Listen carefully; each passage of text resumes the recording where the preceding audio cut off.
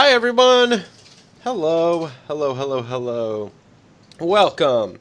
If you are out there in the great wide world, you can hear me today. My name is Bryant Francis. I am once again relegated to being the mysterious voice in the corner, in your mind.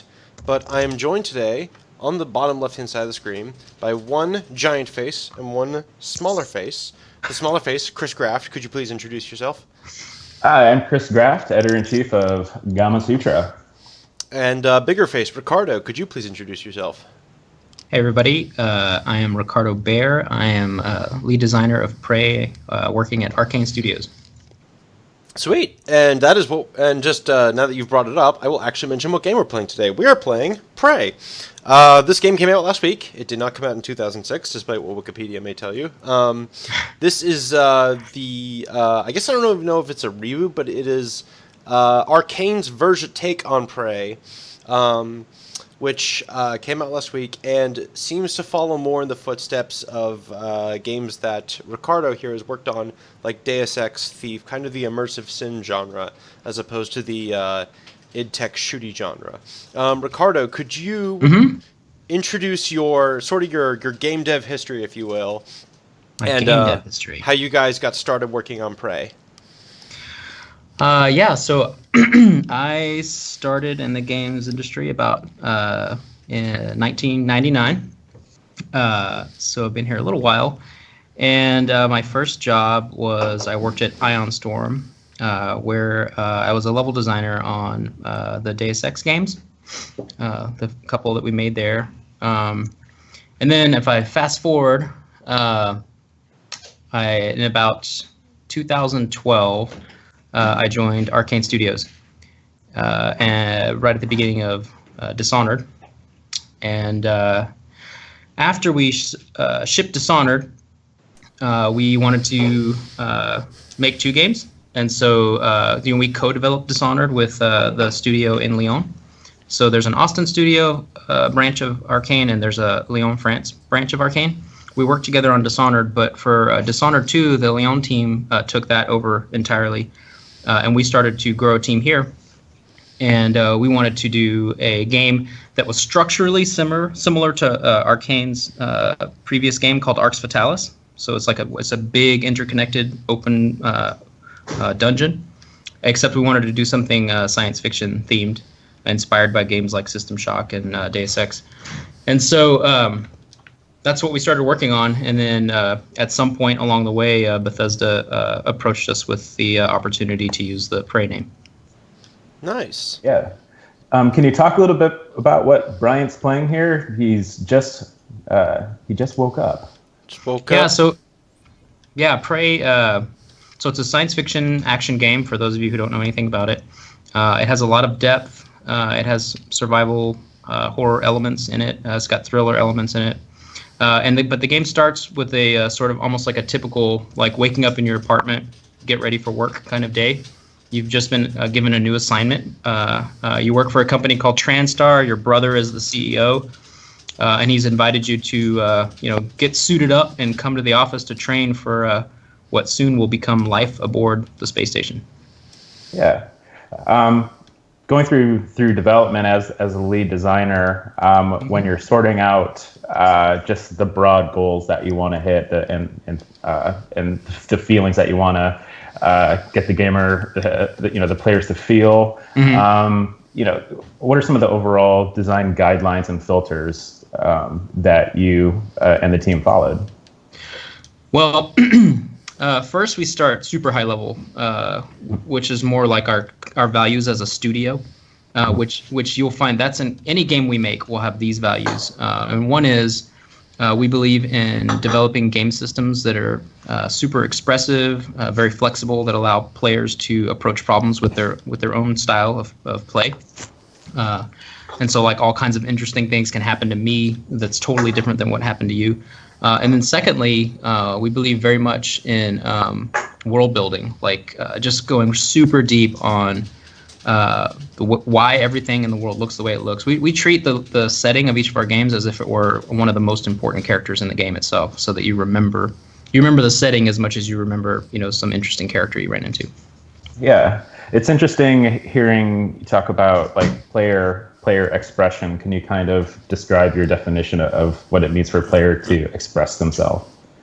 So, I mean, the way I like to talk about it is just in terms of my own experience as a gamer. One of my favorite feelings when playing a video game is just the feeling that anything is possible. You know, when I play a game and I enter into a space and I see a problem like a puzzle or a creature that I need to overcome, and the game gives me a couple of interesting tools, and I come up with it's not scripted in the way that like, oh, the designer wants you to do X. Instead, it's just like, hey, here's some cool weapons, some cool abilities. Here's a creature. Learn its behavior, figure out how to overcome it.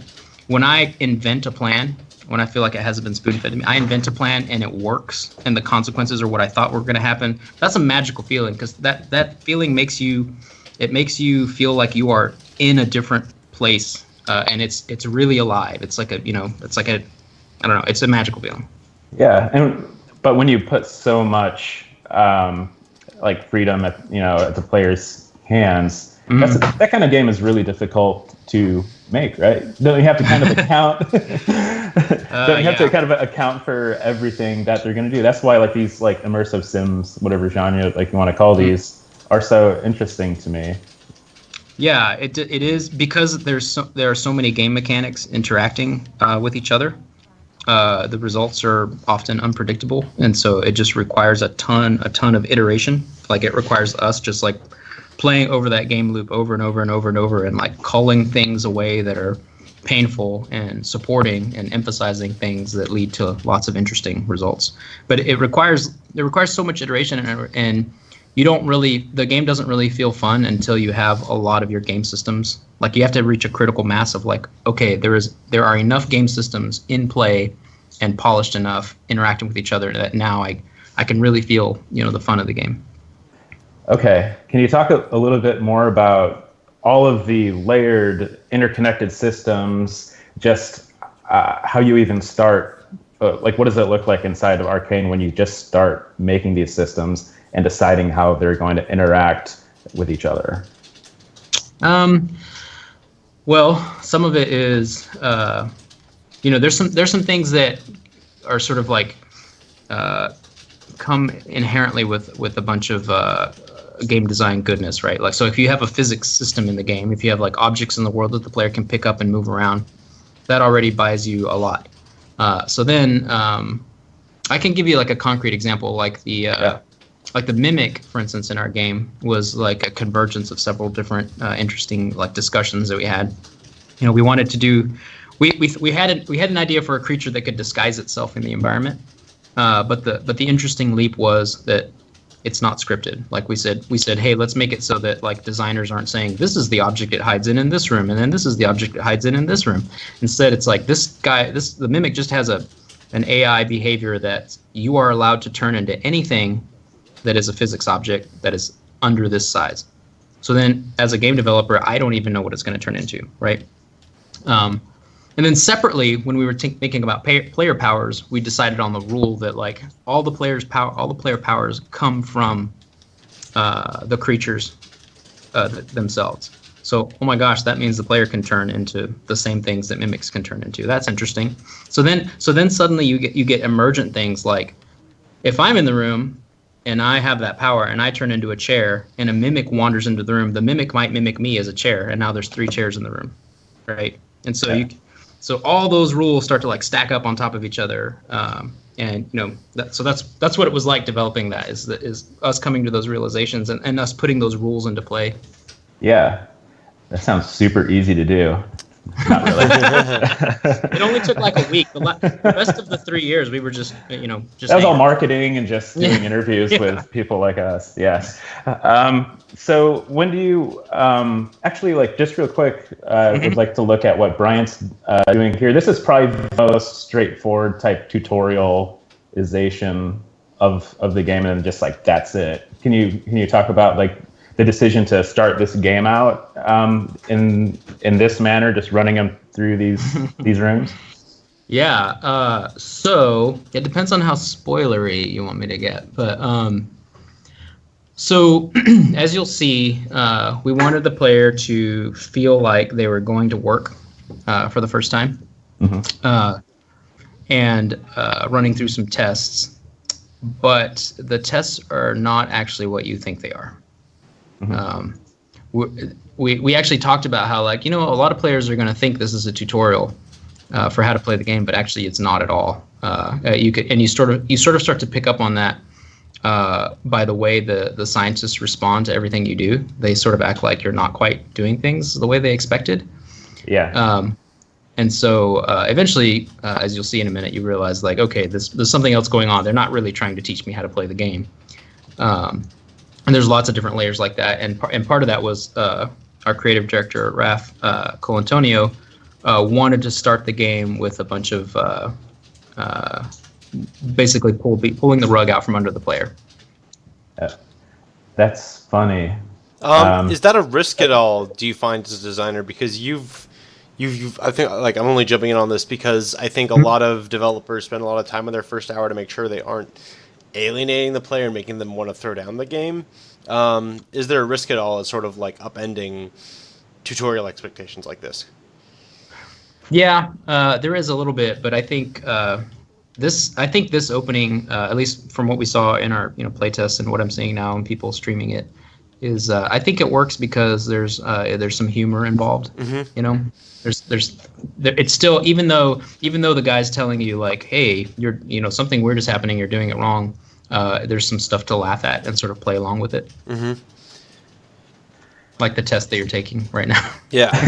How'd you come to make the screen interface? Like I think this is one of the coolest things I've seen in this game, is the fact that the screen sort of acts. It doesn't like take you into another instance unless you like click in on it like this. Even then, you can still like look up and modify that, like the screen like I'm doing right now. How did you come to this mechanic? So, as much as we possibly could, we also wanted to stay away from. I mean, we do use menus, of course, like when you open your inventory and stuff later. But for as many systems as we could get away with, we wanted to keep things very physical and in the world, to maintain the player's immersion. So we seldom, if ever, take the camera away from the player. We don't have any cutscenes or anything like that. Anything that's like a story moment is like what you're playing right now. It stays in the world. So you were talking about kind of your approach to the systems iteration and how that gives players freedom. How exactly do you decide when to set boundaries? I suppose, like when you're watching like playtesting or playtesters and people are, I don't know, like when is there too much freedom where it's like starts to destroy like even like your own picture of like what the game's supposed to be? Sometimes it's like a technical limitation, right? Like sometimes the rule set is such that it becomes technically infeasible, or it's just game breaking. Like the glue cannon is an interesting example where we probably went through like 90 different iterations of what the rules for how that thing should work be. So that, there were versions where you could literally stack it up and build bridges and stuff. But that created some other problems with like physics and so like one choice we made, for instance, is that the glue bounces off of glass, right? It's sort of interesting fictionally, like, oh, weird, okay, the chemical properties of this thing is that it bounces off of glass. But the technical reason was that, given the time that we had to work with, like trying to get it to not look lame when it's stuck to glass was like, so the point of all that is that actually having constraints oftentimes is the best way to work, because I'm a big believer that constraints breed creativity. It's a lot harder to create when somebody just says, "Here's a blank canvas, go." But you're always, in any medium, you're always working with constraints, right? You pick like, oh, I'm going to use oils, not watercolors. I'm going to use, this size of paper, not this size paper. So in game design, technical constraints are things that force you to solve problems creatively. Yeah, so speaking of solving problems, this game really wants to invite players to experiment different ways, but at the same time, how do you encourage players to experiment but also not be too hand-holdy. You know what I mean? Like, Yeah. you're, like a lot of times, like you play it, you play a game like this, and you go in and you're not really sure that you're able to do all these different things. Yeah.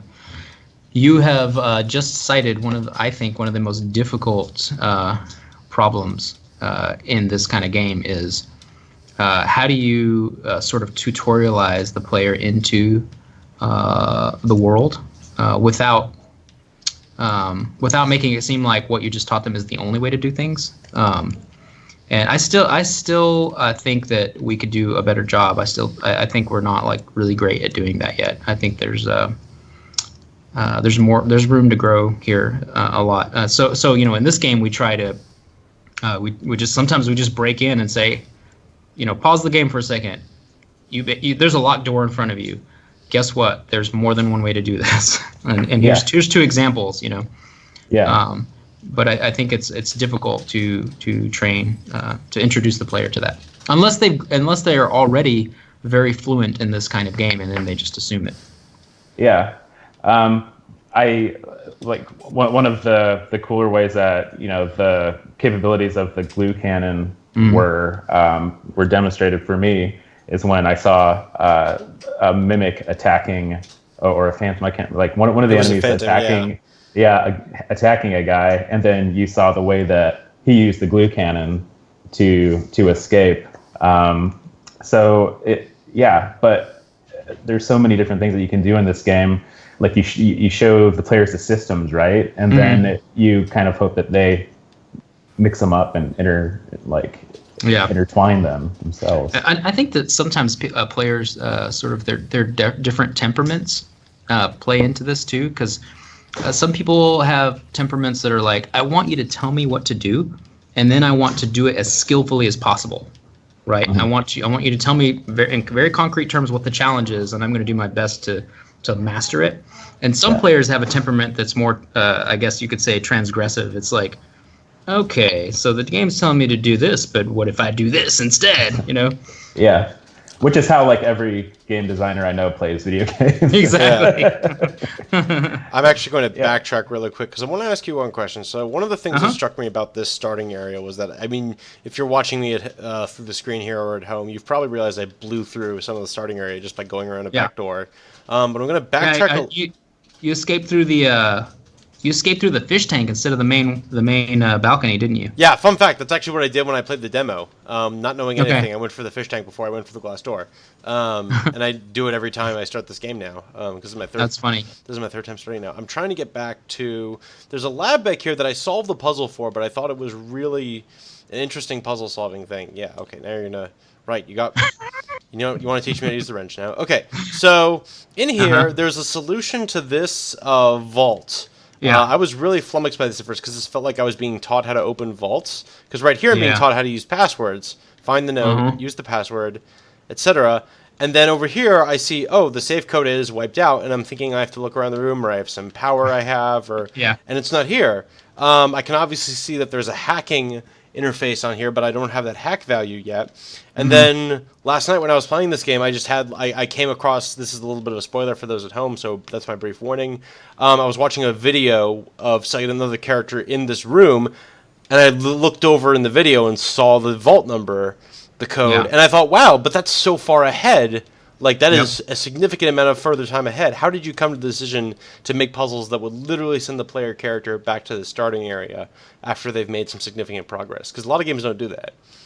Yeah, and there's always a design trade-off with something like that, right? Because you're sort of making an agreement with the player about how your world works, and you're saying hey, if you see a door, you're gonna find the key somewhere around here.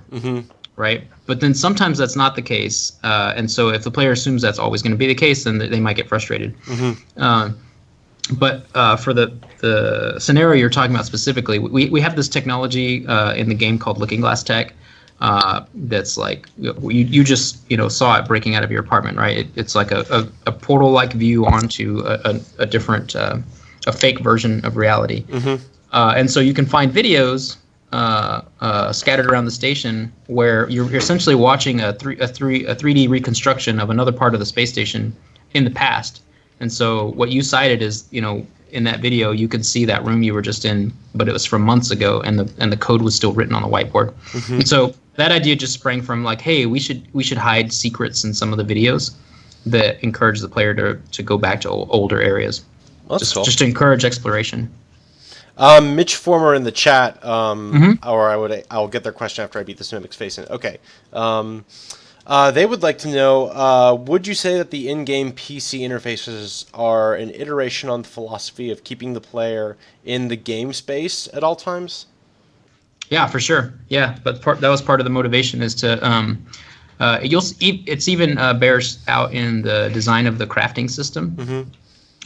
Later, you discover an object called a recycler, which you can dump a bunch of trash into, and it spits out materials that you can use in another device called a fabricator, which lets you craft ammo and weapons and things like that. But instead of a bunch of menus, we tried to keep it all in world. Like you physically plug the materials into it. You physically you're navigating an in-world computer screen to select what you want to craft. Gotcha. One thing, by the way, like the just normal interactions with objects in this game feel really nice. Like just picking stuff up, just kind of like suck them all up. I like that. So whoever did that, good job. So like these kinds of games have like in their DNA the like different philosophies and theories and approaches to choice and consequences. What is your approach to choice and consequences in games like this? Player agency and all that. You mean like in story-wise or? Really like, story-wise or play-wise. Like people like Warren Spector, he has a lot of different opinion. Like he has an opinion on everything. On everything, yeah. But it's like when you like, how do players make an impact on the world? How does the world react to them on like a broader scale? Yeah, it's interesting. I think different developers have different language for that. Well, one of the guys who helped us on Prey is Chris Avalone. He's a cool dude. I love his work. But he comes from a different studio, a different background, but the same abstract concept, and he calls it reactivity. But it's the same idea. It's that like part of what will help me feel like your world is real is if when I do something significant, the world responds, right? And that's ignore that. Something just attack the game. Is that? Ignore that. It didn't go on camera. I muted. What's that on the screen, like dripping down? I don't know. For those who didn't hear it, I sneezed, and I was trying to avoid acknowledging that, but thanks. Yeah. We could hear it on Skype, but we spared Twitch. That's awesome. Yeah. But anyways, and so that philosophy of consequences, agency, reactivity, all of that, we try to make that, bear out in the story choices, but also just in the gameplay choices you make. You commit to a power, there are turrets in the station that in most games turrets are attacking the player. So I think an interesting inversion that we've done here is that the turrets are actually on your side this time because you're a human being. And the aliens these Typhon creatures have overrun the station, and so anytime you encounter these station defense turrets, they're on your team. And so when you deploy them, they scan and when they detect aliens, they fire on them. But later in the game, you gain the ability to learn the powers that the aliens have and install them on yourself, and so that makes you more alien-like. So then, guess what happens? Now the turrets are no longer on your side. And so you have to weigh that decision, like, oh, this power is like incredibly badass, like I can destroy stuff with it, but now I'm not going to have these allies anymore. Yeah, that's really interesting how flips it on you, and that's kind of just one of those game designy type things where it's kind of the player, like you're forcing the player to make a choice, like regarding risk and reward type stuff. I like that. I wanted to ask kind of about how do you? This is all a very systems-driven game. Obviously, you've talked about how having these systems overlap is more important than trying to script any particular moment in a space. How do you? At Gamasutra, we hear a lot about how like one of the best solutions for designers is to prototype fast, iterate fast, and work hard. How do you? What do you recommend for developers who want to make systems-driven games, even if they're not as big as Prey? What's a way you recommend to prototype things very quickly? If you're a designer and not a programmer, like hopefully you're technical enough and have. I mean, there's a bunch of free game engines out there that you can use and learn the scripting language and prototype game ideas like that. You know, like you could grab Unity, Game Maker. There's all kinds of stuff out there. Being technical is obviously a huge help, right? Is there a mentality you would advise on top of that, like anything, like in terms of building things, like don't like figuring out what your simulation is? Is there any good way you? I guess what I'm asking is there any conceivable human way to think about simulations, considering you're talking about sort of playing God a little bit? Yeah. Man, how would I put that into words? I guess it's trying to see things as like loops, I guess. You know, like instead of things that are linear and have a dead end. Like how does this thing circle back on us? How does it plug back into the system, right? Like having feedback loops in your gameplay systems. That sounds really awfully abstract, but hopefully that makes sense. I like abstract. That's why I like this game. So the storytelling in this, a lot of it is through environmental storytelling. Could you talk about the way that you approach that? Yeah, that was, man, we spent a lot of time on, like I was saying before, you know, one of our biggest pillars is investing heavily in the actual environment so that it feels like a real place. You know, we use sort of the iceberg principle, right? That like we know this much about the world, but you're only exposed to, you know, this much of it, a very small part of it. But we have to know all that because that's what makes the world feel real. Whenever you see a little snippet of something or read an email or something, you know, if you can just instinctively feel that there's a bunch of stuff backing it, you know. And that helps us makes environmental storytelling decisions. Later in the game, you get to, like, so right now you're in the lobby, which is sort of like, you know, this is a space station as if it were built by a corporation, a private space tech corporation that has $1 bazillion, right? So they didn't make something Spartan or compressed like they would if they were NASA, right? But later you get to places like the crew facilities where people have their cabins and recreational facilities and the cafeteria and stuff like that. And that's one of my favorite areas because it's like the most humanizing area. So like you can go to the rec room and you can find a table where, you know, people were playing a tabletop RPG and they were friends. And then in another place you can find that guy's email, you know, where he's talking about, let's meet up for the game later. And all that stuff is this huge web that connects together. Like one of the things we did is that we don't have there's no such thing as a generic corpse on the space station. Every single body you find is a named person, and a bunch of them, many of them have like interesting backstories. And you'll do things like, oh, I found this random corpse of this security guard named, you know, Joe whatever, and on his body he had a room key. And then like 3 hours later you're in the crew facilities and you're like, oh my gosh, that's his room. I have his room key. And then you break in and you're like, oh, he's one of the guys who's playing in the game that I found in the recreation center. You know, he left his gun over here or whatever, you know. Did you find anything interesting about that process of sort of simulating individual people and then killing them? It's all awfully sad.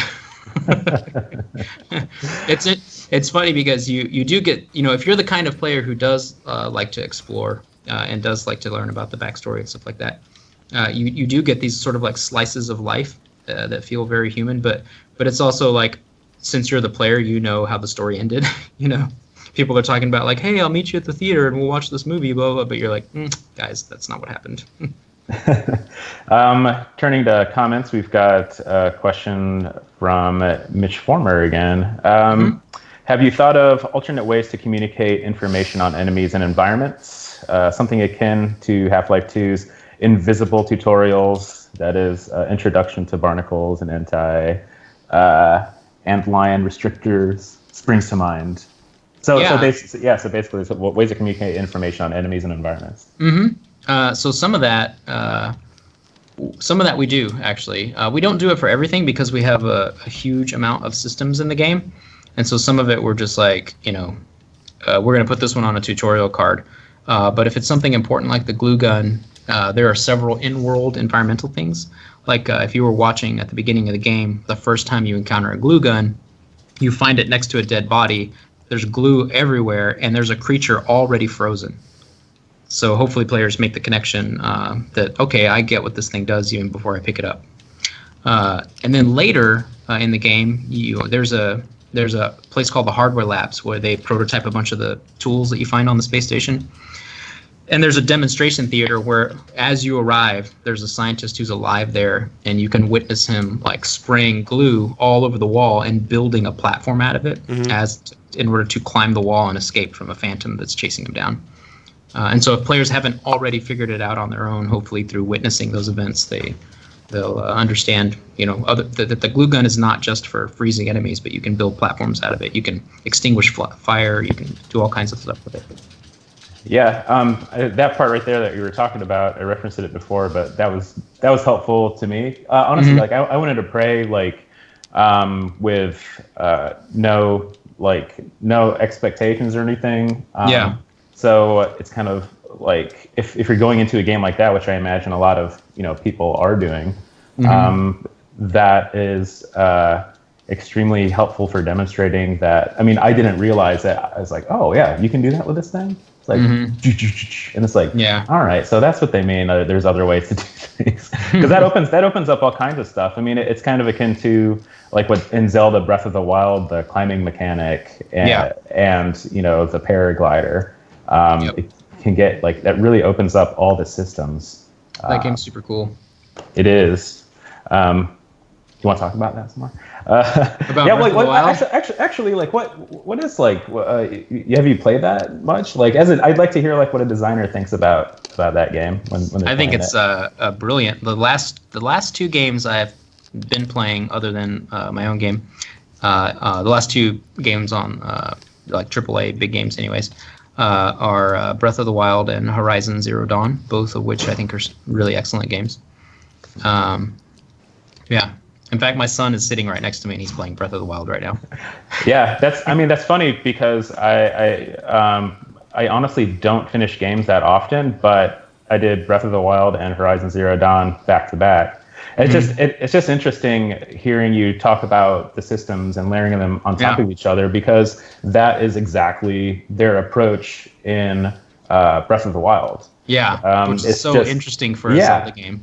Yeah, and they're just simple rules. They talked about it at GDC. Y'all should check it out on GDC YouTube. But they talked about it, and the base systems that they use are simple, but you can do so much with them.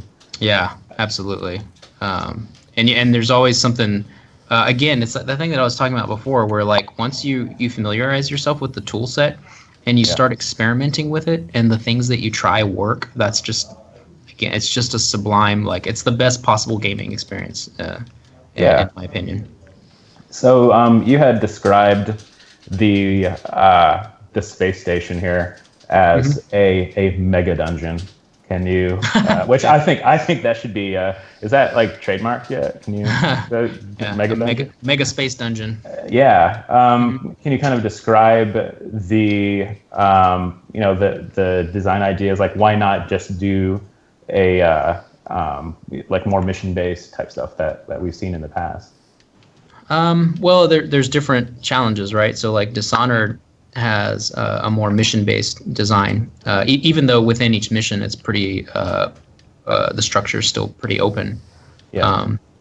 But for this case, we wanted it to be like once you have access to an area, you always have access to an area, and the station is just one vast, like interconnected space. I mean, we went as far as one of the places you can go to is the outside of the space station, and it's not like a one-off set piece. It's literally the entire outside of the space station. It's one big open world that you can fly around in, and it's sort of like, it's cool because it changes the context dramatically. Like you're floating around in 0G instead of moving around like in a shooter, and it's super chill and serene at times. But then suddenly as you're like floating around a corner, you'll see some little niche and there'll be aliens in there, and then suddenly it's like crazy again. Oh God, and fighting fighting them in 0G is a lot different than fighting them in the space station. Oh God, you freaked me out because I'm in my personal file. I'm back in 0G. And I'm like, oh no, is that going to get really bad when I get back? We do have a question in the chat. Did you plan out the story of the individuals in this world ahead of time by tracing their path and architecting their story, or did you do that during development ad hoc? That comes from Mike Makes Games. Hey, Mike Makes Games. The truth is that it's a little bit of both. Sometimes we have like very specific, concrete ideas about some characters. Like there's a character later who's the, without giving away too much, there's a character later in the game who's the sort of chef of the space station. And you meet him, and like we knew about that guy from the beginning.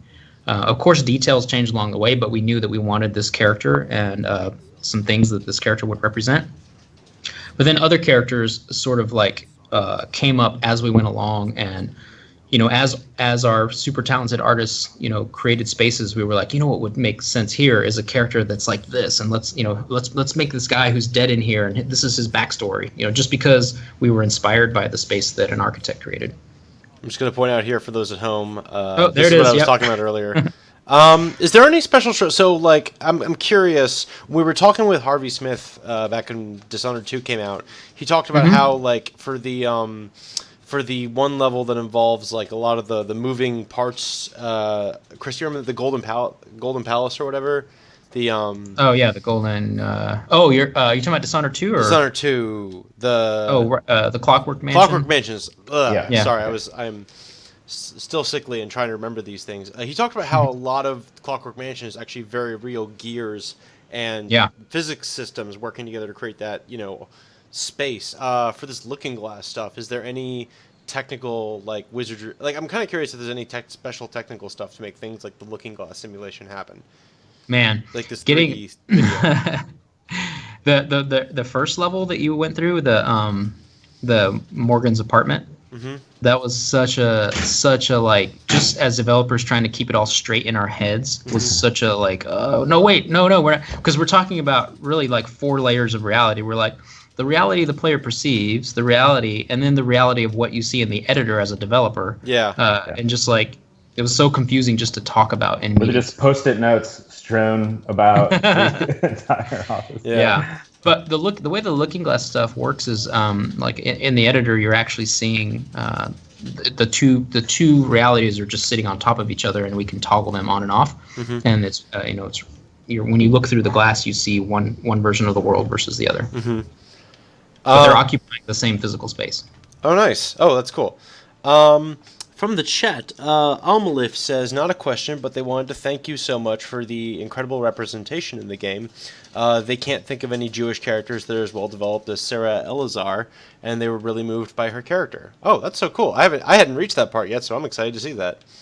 Wow, that's really cool that you picked up on all that. Almalif, sorry if I'm saying your name wrong. Yeah. But thank you. I appreciate that. Yeah. Is there anything special about her character? I mean, like, feel free to spoil a little.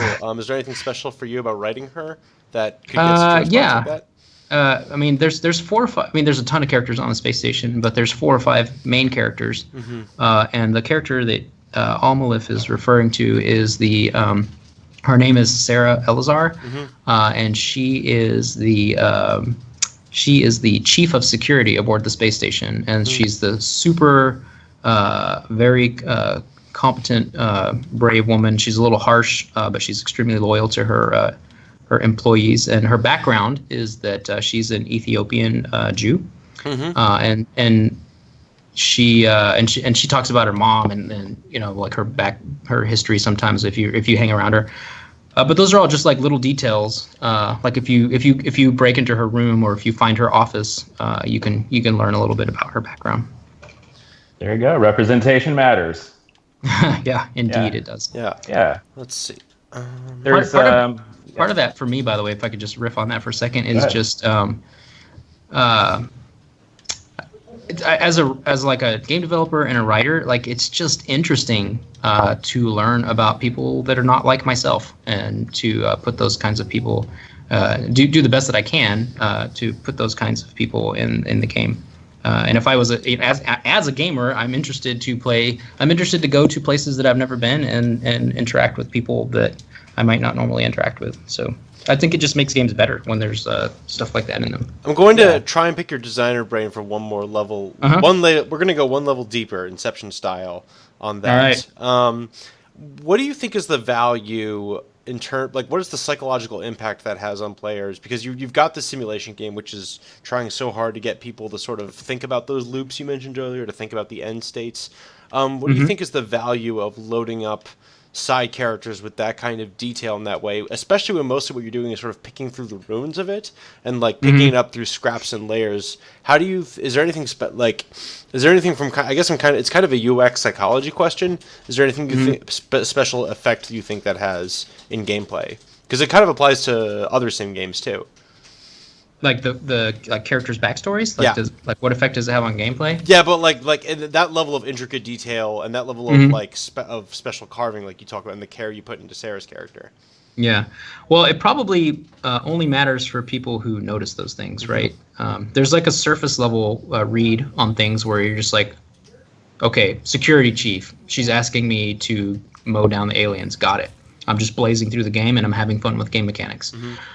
But then if you're the character if you're the kind of player who really likes to investigate those things, then it may actually inform the choice that you make, because a lot of times in the game we present the player with some choices around like what to do about these characters that you meet. And I think learning about them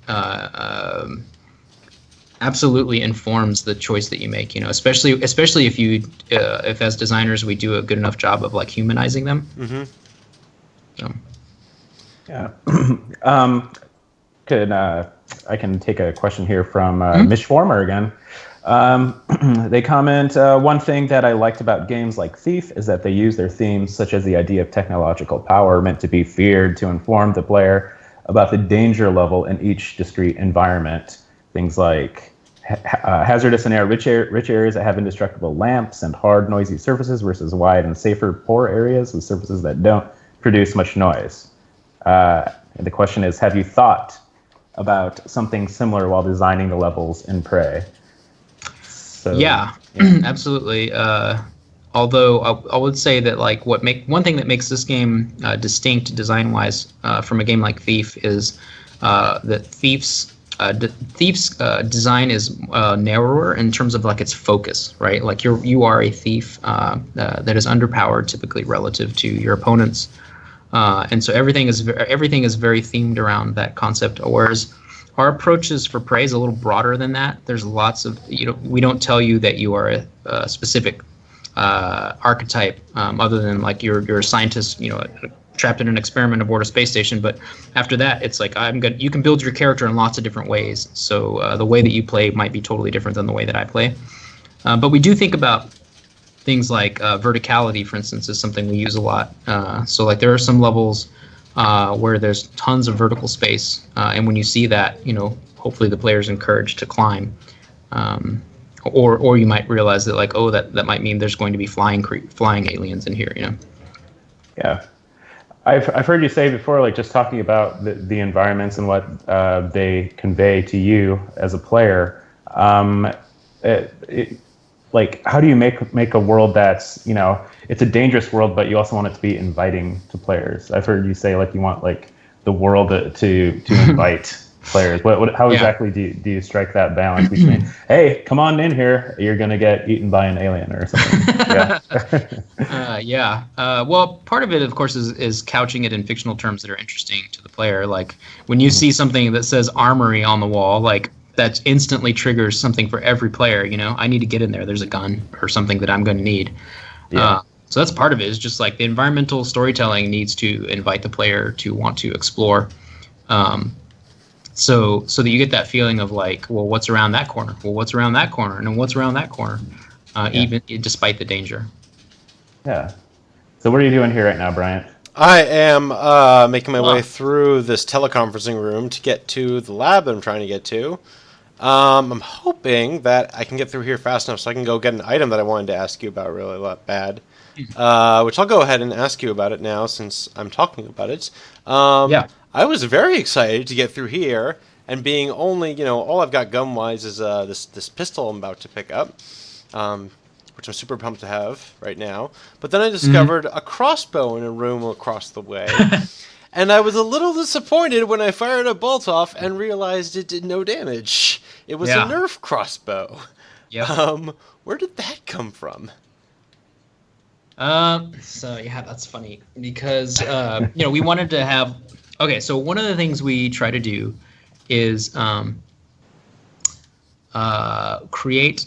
Even when we design weapons, we try to think about like, what are the other ways this weapon could be useful besides just doing damage to that creature's face.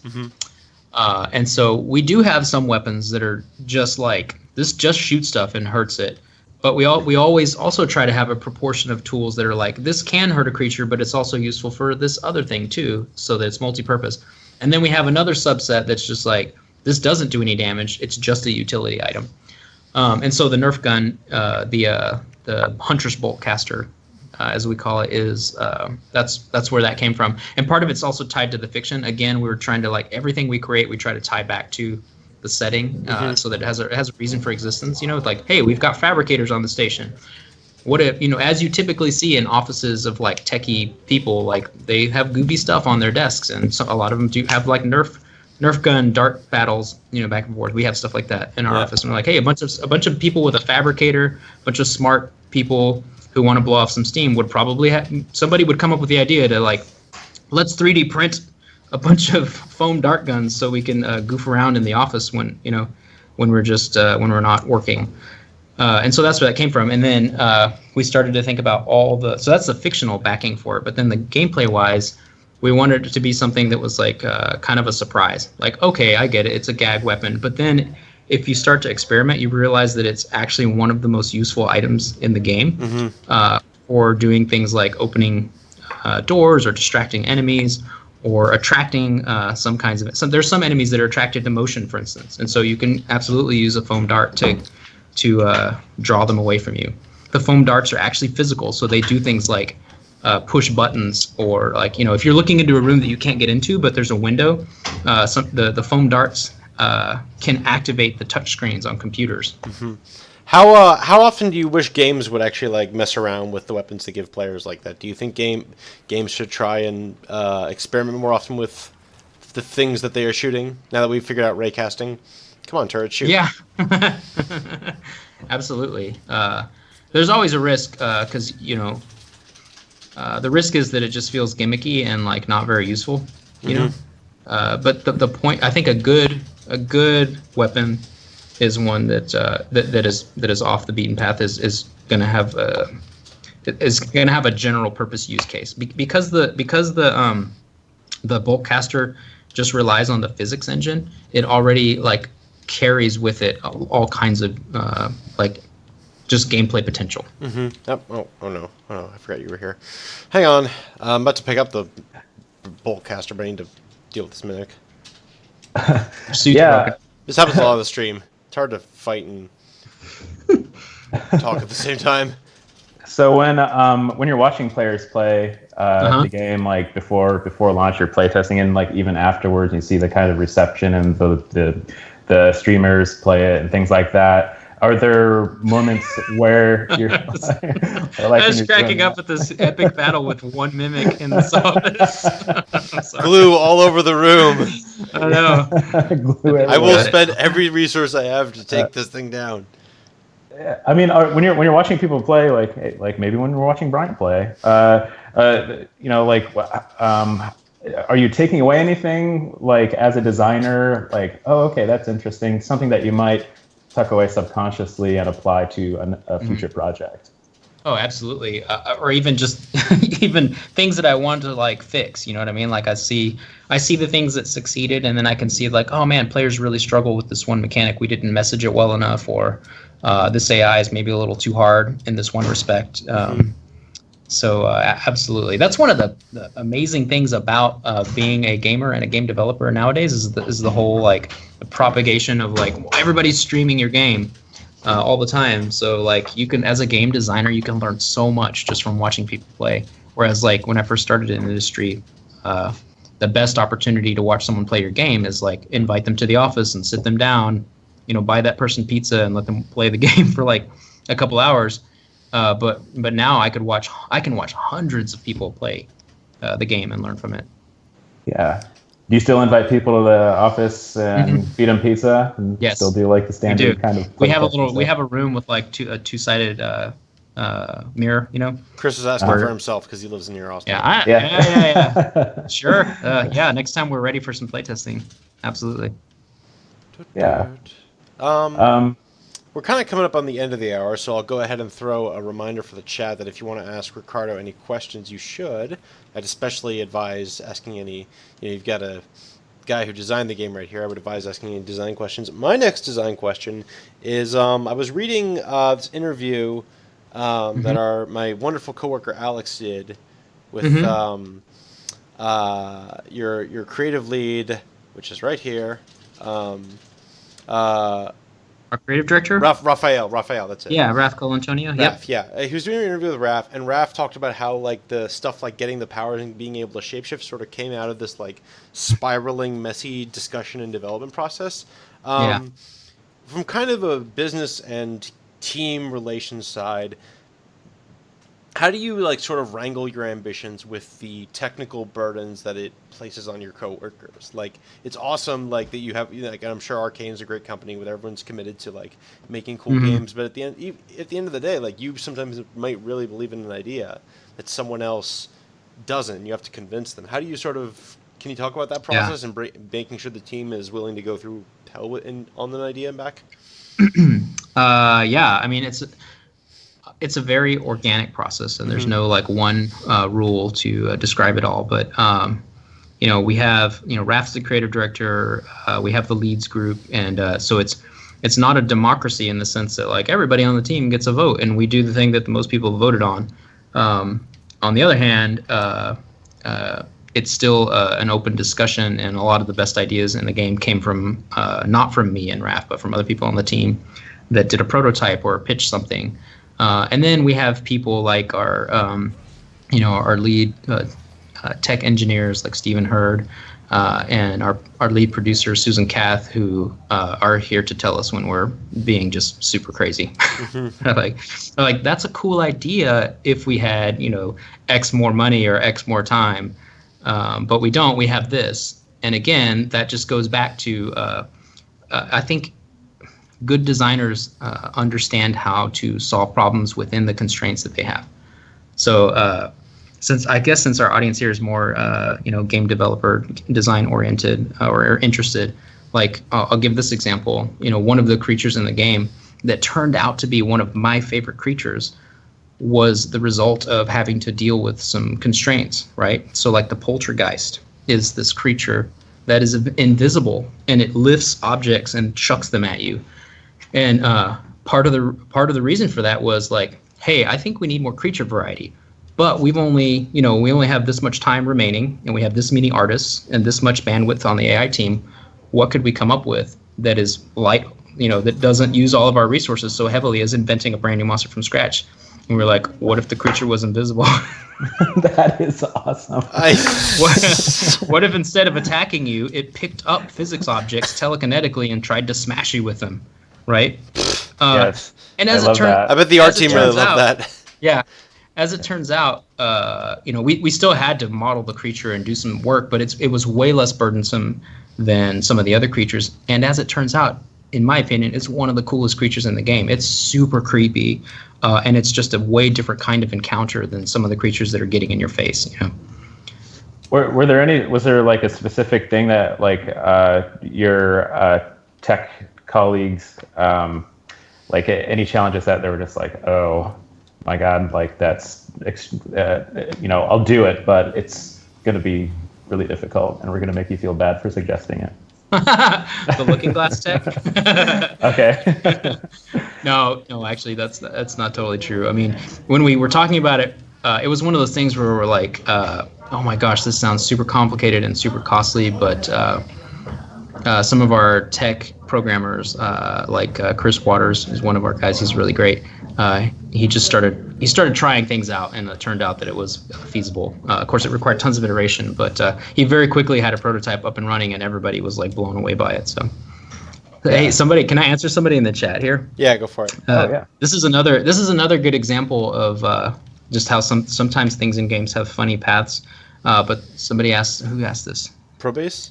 Probsys. What is a reployer? That is a good question.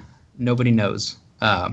So there's the story of the reployer is that an artist created this asset that when we saw it in the game, our creative director was like, "What is this thing?" We were looking at it and we were like, "Can you please?" Nobody knows what this is. Cut it from the game. It doesn't look like anything. It kind of looks sort of like some things, but it doesn't clearly. Is it a printer? Is it a fax machine? I have no idea what this is. Please cut it from the game. But it kept showing up back in the game, and then finally we were like, okay, let's make our confusion with it part of the fiction of the game. Let's make up a nonsense name for it, and actually have emails where people are like, "Your reployers arrived," and then the guy replies with like, "Thanks for the reployers, but I don't know what it is." So there's this running joke through a couple of different characters in the station where they're just like arguing about what a reployer is and where it came from and who even ordered them, and they don't know what it does. It is pretty handy for picking up and throwing at aliens if you have the leverage ability. That's all it does. That's right. You can reploy it at aliens. That's right. Okay. Well, we are wrapping up. Chris, do you have any more questions? Yeah, I mean, I'm just now noticing on the whiteboard behind you, it says secret project. I don't think that our viewers can see that. Yeah. But it looks like Arcane's next project is back there, and it's labeled secret project. It's like pre-code name even. Yep. Yeah. I guess the secret's out. Mimics and monster trucks. Yep. That sounds like a tabletop game. Oh, no. Okay, that reminds me. I have to get that question in. Alex isn't here, so he always likes to ask the people who come on this channel now, do you play any tabletop games? And if so, which one do you think influenced this game the most? I do play board games occasionally. There's a bunch of guys on the team that are really hardcore board gamers. I play occasionally. I do also like tabletop RPGs, like the D&D 3.5 and stuff like that. And we have some of our level designers are right now in the middle of a RPG campaign right now, but they're doing like old school D&D, like they use like THAC0 and stuff like that, which I think is crazy. Mm-hmm. If anyone even knows what that is, but it's like first edition Dungeons and Dragons. Here's that guy. We talked about him so much. Here's the guy. Yeah, I'm being tutorialized. I can feel it right now. Can you feel the tutorial coming in the air tonight? Look at that. Is a light bulb going off right now? Yep. You know what I'm gonna do? Just gonna do this. All right. I hope nobody has to pick up the same file after me because they're gonna be able to scream. Yeah. All right. It is time to wrap things up. Thank you so much for joining us, Ricardo. Yeah. Thank you. My name is Brian Francis. Thank you all for joining us today. This has been the Gamasutra Twitch channel where Gamasutra Plays Prey with lead designer Ricardo Bare. Ricardo, where can they find you? Can they find you on Twitter? Can they find you? Yep. I'm on Twitter at Ricardo Bare. If anybody has any follow-up questions or whatever. Sweet. Send your follow-up questions that way because we can't answer them. We thank you all so much for joining us. If you haven't yet, we would suggest that you scroll down and click the follow button because we have more great designers and developers like Ricardo coming on our Twitch stream over the next few weeks to talk about games, their games, other people's games, game design, game development. And if you want to ask them questions so you can learn more about those things, you'll get a notification if you click follow. So I suggest you do that. I have been Brian Francis, and this has been Chris Graft. So thank you all. I still am Chris Graft. You still are? Will you be in 5 minutes? Probably. Will you be tomorrow? I don't know. Less You never certain. know. Less certain. All right. Well, thank you all for joining us, everyone. Have a good day. Bye-bye. Bye. Bye.